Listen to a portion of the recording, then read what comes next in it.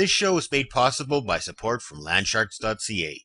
Visit them for all your coin and swag needs at www.landsharkz.ca. And by viewers like you. Thank you for your donations. We're off to take a look at the new Colorado. What's good? What's not? And should you get one? On this episode of Icenrye's Geocaching Videozine.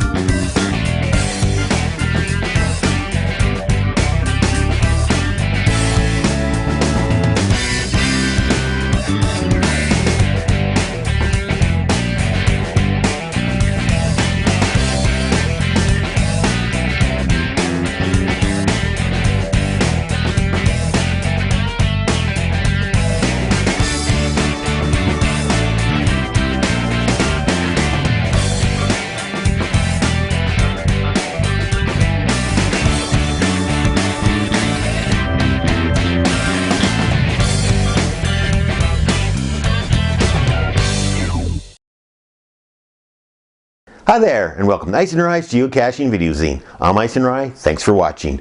If you're new to the show, welcome to the family. What this is me and my camera. I go out caching, film it, throw it together a few hints, tips, and tricks, upload it to the internet so you can download and watch at your own leisure. If you're a regular viewer, thanks for sticking around. I appreciate your viewership. If you'd like to get a hold of me, my website can be found at www.icenrye.com, and my email address is goicenrye@icenrye.com. So right off the bat, I'd like to thank everybody for your great feedback on the new format and the shorter length. And most importantly, the most popular aspect of my show, my new co-host, who's just right here at my side. Come on, girl. Come on, up. Good girl. Yeah, Roxy's still here. Let's turn the camera this way so we can see her. Yeah, she's still a little camera shy. Hey, Rox. Yeah. Oh, yes.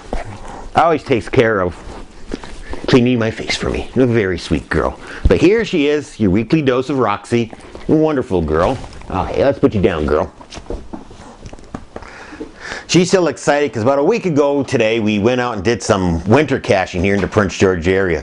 There's actually a couple of new caches that just opened up, and one of them is a winter-only cache. Because where the final cache location is located, well, without giving away too much information, once the ice melts, you won't be able to get anywhere near this cache. So we'll turn what's basically a 2.5, 3 terrain into about a 10 terrain. And considering it only goes up to 5, you can pretty much figure out it's going to be a hard cache come springtime. But it was a lot of fun. The cache was called Soggy Bottom, and it's here in the Prince George area. And of course, I'll have links to it on my website in the show notes. Also, yes, I'm filming inside again. We're about to get hit by a serious dose of winter here in the Prince George area. As I speak today, it's hovering around -5 Celsius and the wind's blowing from the south, but overnight scheduled to come in from the north, which will plummet temperatures down to about -35 Celsius. So it's a little chilly to go caching right now, even for those winter-only caches. Also, we just finished recording Cachers of the Round Table episode 7 with myself, Darrylw4, Sunny from PodCacher, and Baz Chaz. Our topic for the month of February is GPS Envy, where we talk about all the new units coming out and whether or not we should rush out to the store to buy them. Speaking of the new Colorado, that's going to be the main feature of this episode. We have a really great review put together by Darrylw4 of Cache-A-Maniacs and Cachers of the Round Table, and we'll get to that a little later in the show. But that's enough chatter for now. Let's get on with some geocaching news.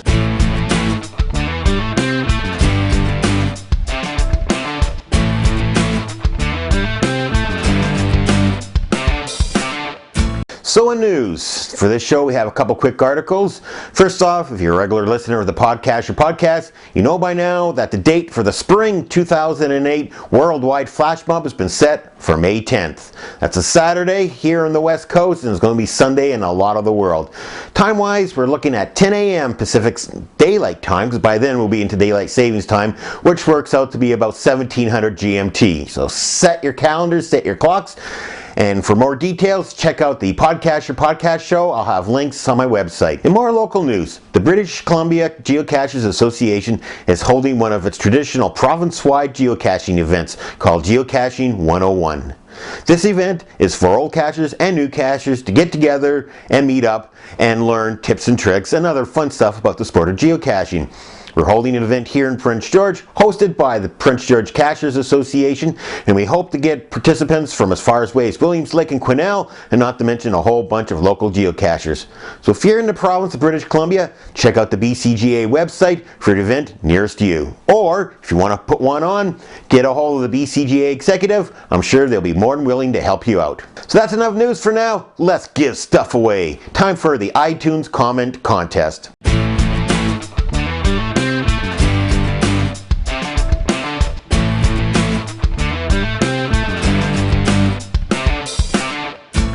iTunes Comment Contest. If you're a regular viewer of the show, you know how this works. Fire up iTunes, go to the Geocaching Videozine site, leave a comment, and once a month I throw everybody's name into a hat, which this month is actually a beer mug. Draw one out at random and award them a prize. And this month, again courtesy of show supporter Landsharkz, we're giving away a lovely 2007 British Columbia Geocoin, unregistered. And actually, let me just reach across the camera here. There's also a companion pin that goes with the coin, and we'll be sending these out as a set. So again, just enter the contest, fire up iTunes, go to the Videozine page, leave a comment, I comb through them, throw your name into the collective this month's beer mug with no beer in it, almost un-Canadian. Draw a name out, we'll give away a prize. Alright, so as you can see, we have a few names in here. Let's mix them up, get them good and scrambled. Alright, let's reach in. Let's make sure we have one name. Here we go. And this episode's coin goes to Rocker Montreal. Congratulations, Rocker. You know what to do. Get a hold of me, Icenrye at Icenrye.com. Give me your snail mail address, and I'll ship this sucker off to you. And make sure you get a hold of me by February 11th. Alright? So that's our contest for this month. I'd like to thank Landsharkz for supplying me with the contest prizes again. Guys, for all your geocaching coins and swag needs, make sure you check out their website, landsharkz.ca. Well, that about wraps it up for the preliminaries. Let's get on with the main event. So as many of you now know, Garmin has come out with a new line of high-end GPS receivers called the Colorado. Well, regular contributor and host of Cache-A-Maniacs and Cachers Around Table, Darrylw4, was lucky enough to get his hands on one of these units and was kind enough to do this video review. Now, before he shot the review, he emailed me to say that one of the great features of the GPS receiver is that it allows you to come up with a custom background. So he sent me the specs and I came up with this. What do you think? Nice custom background for your Garmin 400 GPS receiver. So Darryl, think you can do something with this? What do you think of the unit? Whoa! Thanks, Icenrye. I'll try sticking this in the Colorado in just a couple minutes. But, you know, we got the Colorado 400T to replace Firefly's failing eTrex Vista CX. It's a hefty upgrade, I know, but I bought the GPS Map 60 CSX for myself only a couple of months after it was released, and aside from the compass being a little flaky, it's been a terrific unit. So we wanted to go a little higher end this time for Firefly, especially since her Vista CX was a newer unit than mine. Unfortunately, we'll be taking this 400T back to the store and getting her a 60 instead. I'm afraid the Colorado series needs a little bit of work before it's ready for caching. Aside from the geocaching though, the unit is an excellent choice for an outdoor GPSR. It has a rather steep price though at $600 at REI, the only US option through February 11th, or about $550 online in the US or Canada. But the hardware really does seem better than the last generation of the high-end Garmin outdoor units. The software is beautiful and more intuitive than ever before. But let's start with looking at the hardware. If you take a look at the size of the unit, it's about comparable with the 60 CSX, which we have here. We actually have the 60 CSX, the Vista CX, Explorer 600, and the Sport Track Pro to give you a good range of sizes. But it is a little shorter than the 60 CSX, about a ½ inch of the antenna is missing, and the screen on the 400T is about the size of the Vista's face. So it's a good size unit, but big, nice screen. Now it is weather sealed better than most of the other units we've seen, and its SD card slots down here at the bottom, weather sealed as well. 2 AA batteries go in here, nicely weather sealed as well. And on the back of the unit here, you'll notice it has these rails for clips and mounts, and it comes with a carabiner, or hooker as Firefly likes to call them, that you can install. The only problem that we found is that you have to actually take that off every time you want to get into the battery compartment.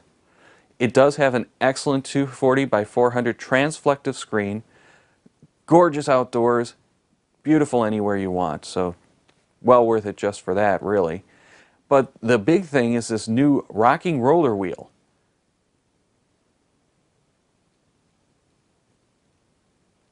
The unit is well suited for larger hands, but smaller hands maybe not so much so.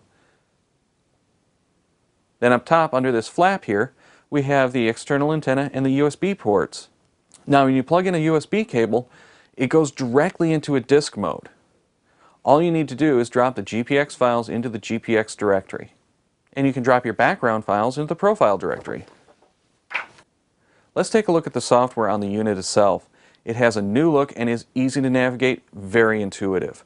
But it comes preloaded with Topo 2008 maps. That's only though if you have the 400T. There's a shortcut menu which is right here. You hit that right button and it scrolls through any of the functions and you can customize that. So let's take a moment and go through the setup menu. You can scroll up and down with the rock and roller wheel very easily, but let's go to the display setting and change the background. And we'll try Icenrye's background here. Now the buttons don't look quite right in green anymore, so let's change that to gray. Well, let's try out the geocaching paperless mode. When you go into that option, you get a list of all nearby caches, or the option to spell it. Pick one and it shows the map with basic cache info, but hit the options and select show description to get the good information. Hit the options again and show the hint. But now let's try the Go To. You'll notice that it shows the route, but it doesn't show a waypoint. And when you're at the map view, there's no display of the other caches.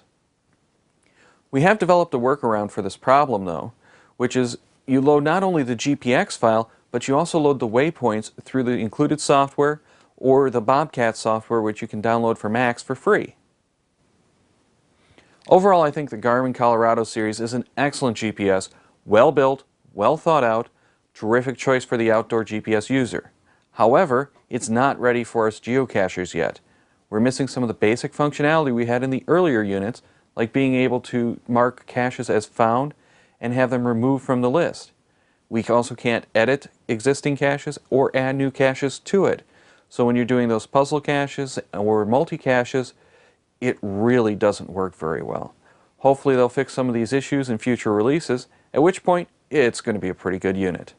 So I'm going to take this one back to REI right now and see you guys on the trail. So thanks, Darrylw, for that great review. Now, since the review was filmed, Garmin has come out with a pair of firmware updates that unfortunately do not address the geocaching problems. However, who knows what we may see in the future. Now, if you'd like an even more detailed report on the Garmin 400 Colorado units, make sure you check out the Geocaching Podcast at geocachingpodcast.info. He went into quite a detailed explanation with host XPunkX on a past episode, and again, I'll have links in the show notes. So that about wraps it up for another episode of the Videozine. And just before we go, a couple of quick notes. First off, if you get any kind of enjoyment out of this show, could you please consider donating to the show? There are a fair number of costs involved in putting this thing together, and any contributions would be greatly appreciated. Next, I'd like to thank those who have already contributed. Guys, thank you very much. Your money will be going to a very good cause. Next, I'd like to thank contributor Landsharkz.ca for supplying coins and swag for my iTunes comment contest. If you need anything Geocoin or GeoSwag related, make sure you check out their website at Landsharkz.ca. So, coming up in the future, I have a few more changes. I'm still working on a couple things, listening to all your feedback. So if you have any feedback, good or otherwise, email me, geoicenrye at icenrye.com, or visit my webpage, click on the contact me link. Again, I have some great stuff planned for the future, so check your feeds often, and we'll see what will be coming out in the next few weeks. But in the meantime, and in between time, that's it. Another episode of Icenrye's Geocaching Videozine. So until the next episode, cache on. Oh, I forgot. My co-host. Come on, girl. Come on up. Come on up. Oh, come here. Come here. Oh, she comes. How can we end the show without the obligatory Roxy shot? Hey, girl. Oh, girl. Oh. Am I teasing? Oh, yes, I am. I'm going to throw the ball now, but you'll probably knock the camera over in the process, so we're going to fade to black. See you guys next episode. Ready?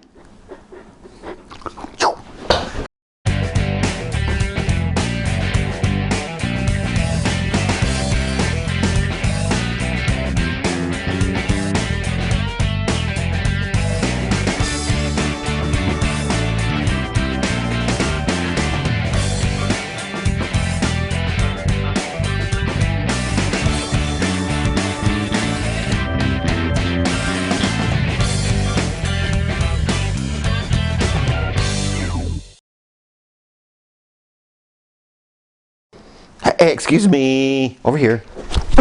No, not yet. Sit. Good girl, wait.